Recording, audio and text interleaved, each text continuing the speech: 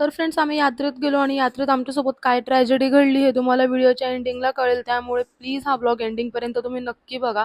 खूप जास्त संताप आलेला मला, कारण की तिकडे गेल्यानंतर एक तर मी एवढी खुश होऊन गेलेली, पण माझा खूप मोठा पोपट झाला तिकडे. तर हाय फ्रेंड्स, मी खानदेशी कन्या, कशा आहात तुम्ही सगळेजण? तर नेहमीप्रमाणे मी उठून माझे रोजचे कामं करायला लागली. पण आज मला टॉयलेट, बाथरूम सगळं, बेसिंग वगैरे सगळं क्लीन करायचं होतं, कारण 3-4 दिवस झाले होते क्लीन नव्हतं केलं. त्यामुळे मी आधी सगळं क्लीन करून घेतलं.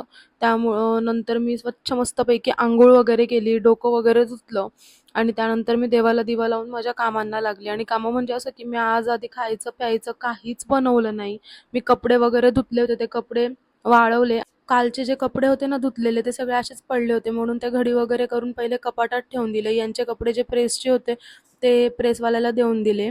आणि त्यानंतर सगळ्या घराला मस्तपैकी झाडू मारला, सगळं घर मी पुसून घेतलं. त्यानंतर अंगणसुद्धा खूप जास्त खराब झालं होतं, ते पण स्वच्छ केलं. त्यानंतर मी जेवण बनवलं. जेवणाला ना काल रात्रीची जी डाळ होती तिच्यामध्ये सगळे पीठ मिक्स करून त्याचं थालीपीठ लावलं.